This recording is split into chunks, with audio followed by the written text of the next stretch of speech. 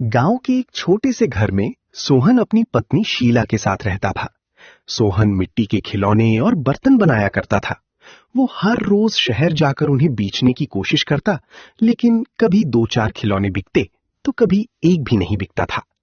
जैसे तैसे उनका घर चल रहा था। एक दिन शीला ने परेशान होकर सोहन से कहा, सुनो जी, क्यों ना आप शहर जाकर कोई नौकरी कर लो। नौकरी करोगे तो महीने के अंत में कुछ पैसे तो आएंगे। सोहन अपने हुनर से बहुत प्यार करता था। मिट्टी के खिलौने बनाना उसके लिए सिर्फ काम नहीं, उसकी पहचान थी। लेकिन मजबूरी के आगे उसे झुकना पड़ा। बात तो तुम सही कह रही हो, लेकिन जिस हुनर से अब तक हमारा घर चला है उसे कैसे छोड़ दूं? मैं जानती हूँ आप बहुत मेहनत से खिलौने बनाते हो, लेकिन अब इससे घर नहीं चलता। रसोई में खाने का एक दाना भी नहीं बचा है। ठीक है, मैं कल सुबह ही शहर जाकर नौकरी तलाश करता हूं। अगली सुबह वो शहर चला गया और एक व्यापारी के यहां नौकरी करने लगा। हालांकि उसका शरीर काम करता था, लेकिन उसका मन अब भी अपने चाक और मिट्टी के खिलौनों में ही बसा हुआ था। समय बीतता गया। एक दिन व्यापारी के बेटे निखिल का जन्मदिन आया। घर में बड़ी दावत रखी गई। सभी मेहमान महंगी महंगी उपहार लेकर आए। सोहन ने सोचा कि गरीब होने के बावजूद वो भी अपने हाथों से बना एक खिलौना निखिल को देगा। उसने मेहनत से मिट्टी का सुंदर खिलौना बनाया और जन्मदिन में ले गया। दावत खत्म होने के बाद निखिल की नजर उस खिलौने पर पड़ी। जैसे ही उसने खिलौना हाथ में लिया, उसके चेहरे पर खुशी आ गई। धीरे धीरे बाकी बच्चे भी उस खिलौने को देखने लगे।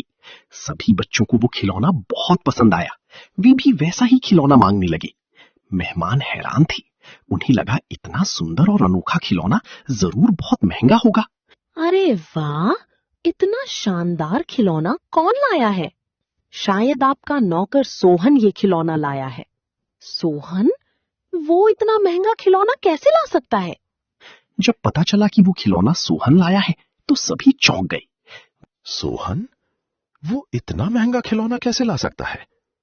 व्यापारी ने सोहन को बुलाया और उससे उस खिलौने के बारे में पूछा। सोहन ने विनम्रता से बताया कि ये कोई महंगा खिलौना नहीं, बल्कि उसके अपने हाथों से बनाया गया है। उसने बताया कि गांव में वो इसी काम से अपने परिवार का गुजारा करता था, लेकिन कमाई कम होने की वजह से उसे नौकरी करनी पड़ी।